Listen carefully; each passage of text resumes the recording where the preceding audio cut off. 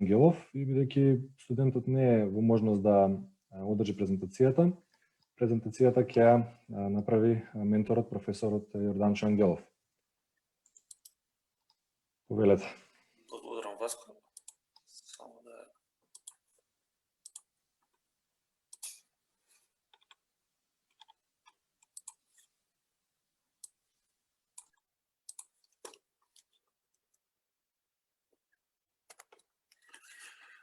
Значи, како што кажа колегата Васко, ова е дипломски труд изработен од студентот Минча Куцева. Идејата за студентскиот труд потекнува од потребата да се направи, односно да се изведе некаква заштита на објекти и материјалните добра во случај кога се јавуваат атмосферски празнини. Практично една истинска определба на човекот е да изнајде заштитни мерки со чија помош тој ќе обезбеди сопствена лична заштита и заштита на материјалните добра. Така, например, не е некоја животно загрозувачка состојба, но кога надвор врне дожд, човекот го изумил чадорот како да се заштити од наврнување. Нешто слично за да ги заштите материјалните добра и сопствениот живот, кога се случуваат атмосферски празнења, тој нашол метод или изнајдел мерки како може тој да се заштити од самите атмосферски празнења. Тоа е практично воведувањето на поимот громобран и со тоа започнала целата она процедура од низа години наназад, односно од некој 18 век, кога Бенџамин Франклин го воведува за прв пат громобран.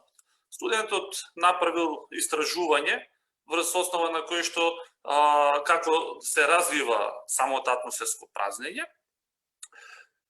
и за да се издимenzionира некаков систем, односно да се проектира некаков систем за заштита, потребно да се познаваат некои влезни податоци за самата појава и овде се наведени некои тие основни параметри врз основа на кои што се потребни за да се направи еден соодветен систем за заштита. Нема да должам многу во теоретското елаборирање на проблемот, оно што во неколку наредни слайдови само ќе ви ги презентирам, тоа е математичкиот метод со кој што практично се моделира целата она реална состојба кој што се јавува во реалноста, атмосферското празнење, кој што води во насока на проценка колкава треба да биде ефективноста на тој систем за заштита и дали има потреба од негово поставување. Генерално, заштитата на објектите може да се врши со помош на едностапести или повеќе стапести громобрани или со помош на Фарадеев кафес, односно со инсталирање на мрежа на самиот заштитен објект. Еве го тој математички модел со кој што се исцртува таа заштитна зона, под кој што практично под оваа сина линија практично е зоната со кој што се обезбедува заштита на сите материјални добра и човечки животи кои што се наоѓаат под нејзе, така да се што излегува надвор од овие сини линии практично е директно, можеме да сметаме директно изложено на атмосферското празнење. Еве, например, во првиот случај беше кога стануваше збор за едностапест громобран, еве кога имаме двостапест громобран и гледаме дека таа заштитна зона малце поинаку е дефинирана. Студентот успел да креира, врз база на знаењата кои што ги стекнал во текот на своето студирање, да креира една MATLAB скрипта. Еве како изгледа таа скрипта, во кој што се внесени основни податоци за објектот, димензиите за објектот, поставеноста на громобранот, каде се точно лоцира.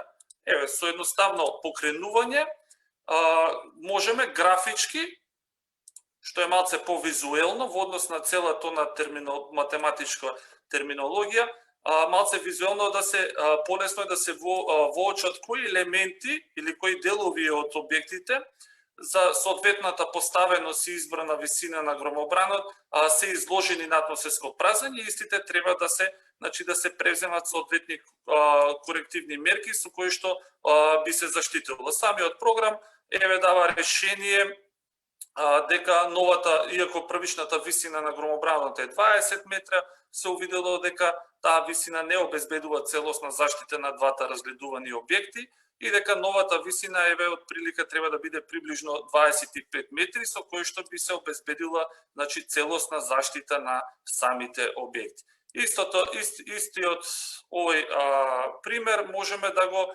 аплицираме и кога станува збор за двостапест громобран. Еве нова скрипта во која што повторно сме во можност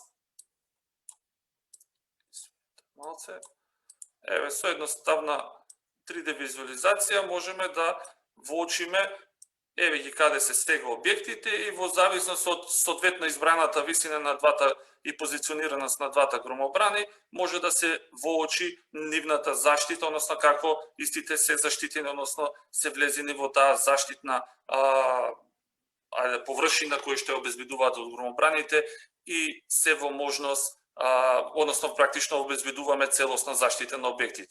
Нормално, доколку се воочи дека некој дел од самите објекти е директно изложен на атмосферското празнење, во тој случај програмот дава соодветно решение на тој проблем, односно ќе ни укаже која би требало да биде новата висина на громобраните или нивната поставеност, лоцираност над објектите за да се обезбеди соодветната барана заштита. Јас овде би застанал, доколку има некои прашања, ви стојам на располагање.